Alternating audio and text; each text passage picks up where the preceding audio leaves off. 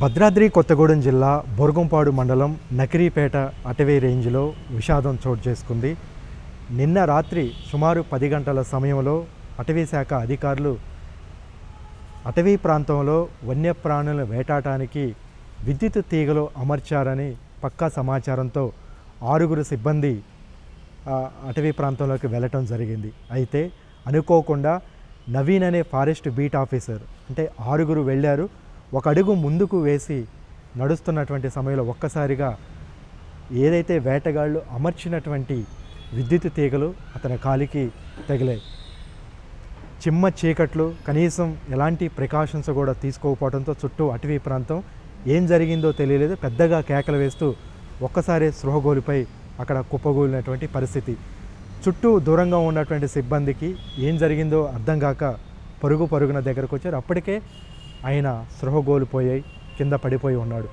సమీపంలో ఒక్కసారిగా చూస్తే పెద్ద ఎత్తున కూడా విద్యుత్ వైర్లు అటవీ ప్రాంతంలో వన్యప్రాణులను వేటాడటానికి వేటగాళ్ళు అమర్చినటువంటి తీగలు కనిపించాయి.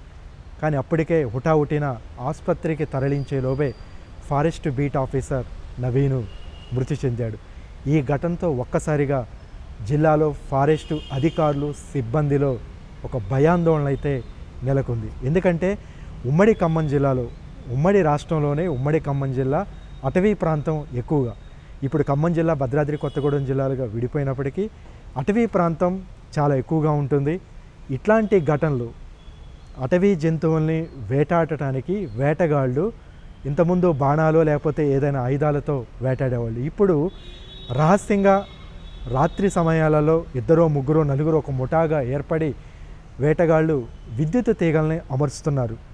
ఆ తీగలకు తగి షాక్ కొట్టిన తర్వాత ఏదో ఒక జంతువు వాటికి చిక్కుకొని పడిపోయిన తర్వాత వాటిని తీసుకొని వీళ్ళు వాటిని అమ్ముకొని డబ్బులు సంపాదిస్తున్నటువంటి పరిస్థితి. ఇదొక పెద్ద మాఫియా లాగా, ఒక బిజినెస్ లాగా ఉమ్మడి ఖమ్మం జిల్లా వ్యాప్తంగా కూడా తయారైంది. అటవీ శాఖ అధికారులు సిబ్బంది ఎంత నిఘా పెట్టినప్పటికీ ఆ నిఘాకి చిక్కకుండా ఎత్తులకు పై ఎత్తులు వేస్తూ వేటగాళ్ళు ఈ విధమైనటువంటి ప్రయత్నాలు చేస్తూ ఉన్నారు. అయితే ఇటీవల ఘటనలో జిల్లాలో ఒక్కసారి మనం పరిశీలిస్తే ఒక వారం రోజుల క్రితం తల్లాడ రేంజ్ పరిధిలో కల్లూరు పులిగొండాల అటవీ ప్రాంతంలో ఇదే విధంగా వేటగాళ్ళు విద్యుత్ తీగలు అమర్చారు అటవీ జంతువుల కోసం. అయితే ఎలుగుబంటి ఆ తీగలకు తగిలి చనిపోవడంతో ఆ తర్వాత మరుసటి రోజు స్థానికులు, రైతులు అటుగా వెళుతున్న వాళ్ళు ఫారెస్ట్ సిబ్బందికి సమాచారం ఇవ్వడంతో పూర్తి వివరాలు సేకరించి పంచనామా నిర్వహించారు. ఈ ఘటనలో 5 వేటగాళ్ళని ఇటీవలే అరెస్టు చేయడం జరిగింది.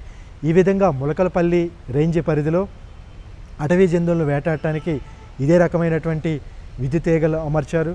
ఆ తర్వాత దమ్మపేట పరిధిలో ఇదే జరిగింది.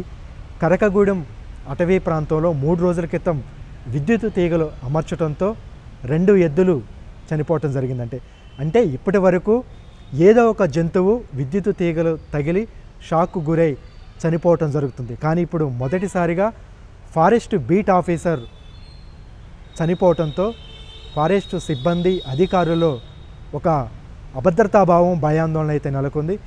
ఎందుకంటే దట్టమైనటువంటి అటవీ ప్రాంతంలో ఒకవైపు అడవిని సంరక్షించుకోవాలి, అటవీ జంతువులకు కూడా ఎలాంటి ముప్పు హాని వేటగాళ్ళ నుంచి వాటిల్లకుండా సరైనటువంటి చర్యలు తీసుకోవాలి.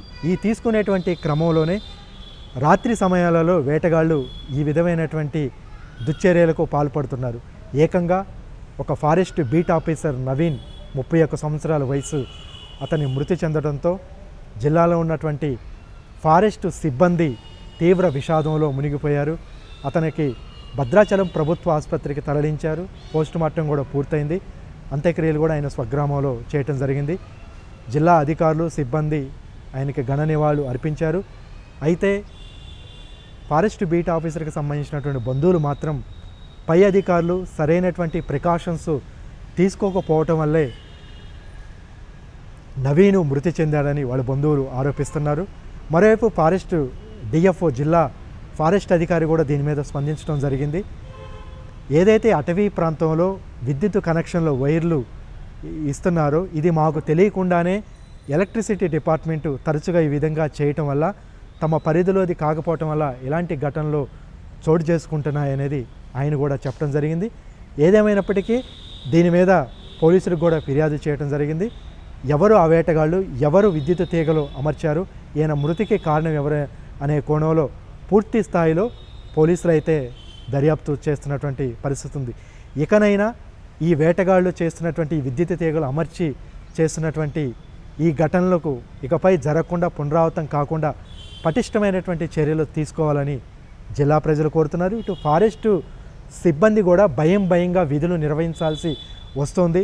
తమకు రక్షణ కల్పించే విధంగా, ప్రికాషన్స్ తీసుకునే విధంగా, తగిన జాగ్రత్తలు తీసుకునే విధంగా పై అధికారులు కూడా తమకు ఆ విధమైనటువంటి సౌకర్యం కల్పించాలని వారు కోరుతున్నారు.